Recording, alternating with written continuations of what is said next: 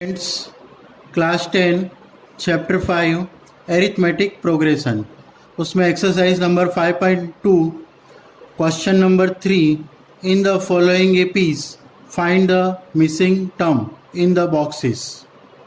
Okay, अब हमको ये एपी दी हुई है, उसमें जो बॉक्स है उसमें हमको प्रॉपर नंबर भरना है।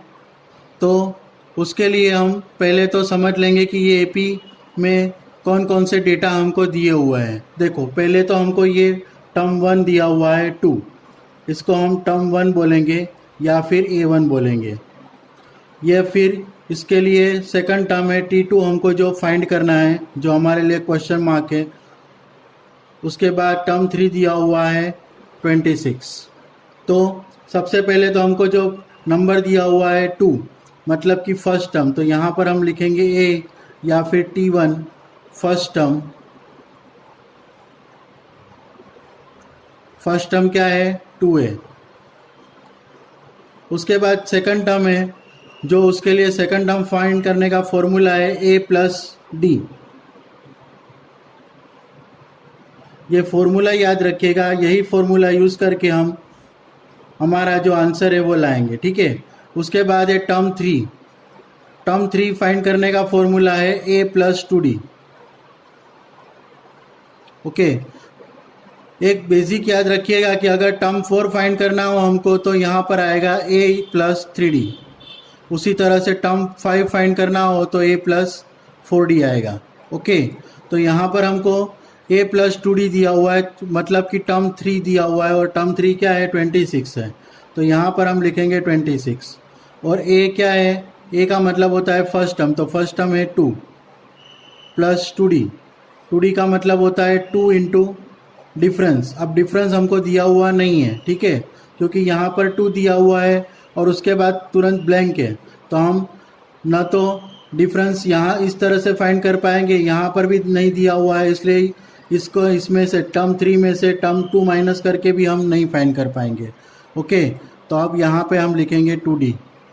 उसके बाद 26 माइनस, ये 2 लेफ्ट साइड में चला जाएगा तो माइनस हो जाएगा, तो 26 minus 2 is equal to 2D।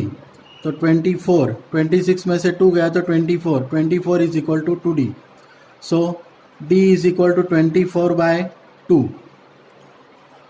2 12 जा, तो D क्या आएगा? 12। तो हम आंसर लिखेंगे D इज इक्वल टू 12। तो हमारे पास अब D आ गया है, तो D को यूज़ करके D भी है और A भी है हमारे पास, तो हम इसका यूज़ करके हम टर्म 2 फाइंड कर सकते हैं। तो यहाँ पर A कितना है? 2 है, और D कितना है? 12 है, और 12 प्लस 2 कितना होगा? 14। तो हमारा टर्म 2 कितना आएगा? 14 आएगा। ओके, उसी तरह से हम सेकंड सम करेंगे।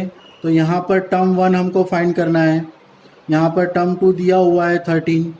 उसके बाद टर्म 3 फाइंड करना है और टर्म 4 दिया हुआ है। ओके, तो अब हमने अभी बात करी थी उसी तरह से यहाँ पर हमको जो भी टर्म फाइंड करना हो उसके हिसाब से हम फॉर्मूला यहाँ पर लिखेंगे। ओके, तो हमको यहाँ पर जो गिवन डेटा है वो क्या है? T2 है, T2 या फिर A2 हम बोलेंगे उसको। और वो क्या है? टर्म 2 इज़ A प्लस, यहाँ पर उसका फॉर्मूला क्या आएगा? टर्म 2 फाइंड करने का फॉर्मूला है A प्लस D।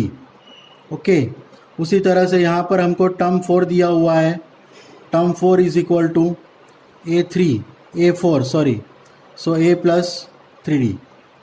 और A प्लस D क्या है? 13 है, तो यहाँ पर हम लिखेंगे 13। उसी तरह से A प्लस 3D क्या दिया हुआ है? टर्म 4 क्या दिया हुआ है? 3 दिया हुआ है। तो हमारा जो फॉर्मूला इक्वेशन है वो क्या बनेगा? A plus D is equal to 13 and A plus 3D is equal to 3।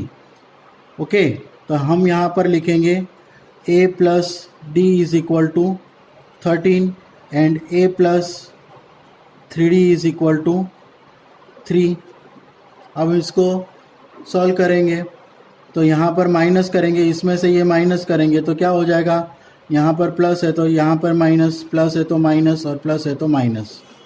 A में से A जाएगा, प्लस A में से माइनस A जाएगा तो 0 हो जाएगा, तो कैंसिल हो जाएगा। उसके बाद 3D में से D जाएगा, -3D में से D जाएगा। ओके, तो कितना बचेगा? 2D बचेगा। और बड़े का साइन, बड़ा कौन है? 3D, तो इसलिए यहाँ पर क्या आएगा? -2D। उसी तरह से 13 में से 3 जाएगा तो कितना बचेगा? 10 बचेगा। Okay, so D is equal to 10 by -2 और 2 5 जा, सो D क्या आएगा? D इज इक्वल टू, और ये माइनस है इसलिए यहाँ पर आएगा -5, तो D की वैल्यू कितनी आएगी? -5। अब इसको यूज़ करके हम यहाँ पर टर्म 1 फाइंड करेंगे, उसके बाद टर्म 3 फाइंड करेंगे। ओके, तो पहले तो हम यहाँ पर फॉर्मूला लिख लेते हैं, ये इक्वेशन लिख लेते हैं, a + d is equal to 13। तो यहाँ पर हम लिखेंगे a + d is equal to 13। अब d जो है वो यहाँ पर लिखेंगे, तो d की वैल्यू कितनी है? -5 इज इक्वल टू 13, और प्लस माइनस क्या हो जाएगा? माइनस, तो a - 5 is equal to 13। So a is equal to 13 और -5 विल बिकम +5, सो a की वैल्यू कितनी आएगी? 18। और a का मतलब क्या होता है? टर्म 1, और टर्म 1 आ गया हमारे पास 18, तो यहाँ पर हम लिखेंगे 18।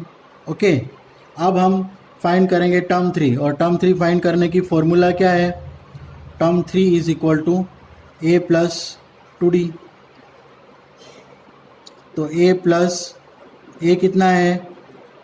a का मतलब होता है फर्स्ट टर्म, तो a कितना है? 18 + 2 इंटू d, डिफरेंस क्या है? -5, सो 18 और -5 इंटू 2, तो 5 2 ज़ा 10, और plus into minus is minus, तो 18 में से 10 जाएगा तो कितना बचेगा? 8 बचेगा। तो टर्म 3 इज़ 8, तो हमारे पास टर्म 3 क्या आएगा? 8 आएगा। ओके, तो हमारे जो मिसिंग फिगर्स है वो हमने फाइंड कर लिए हैं।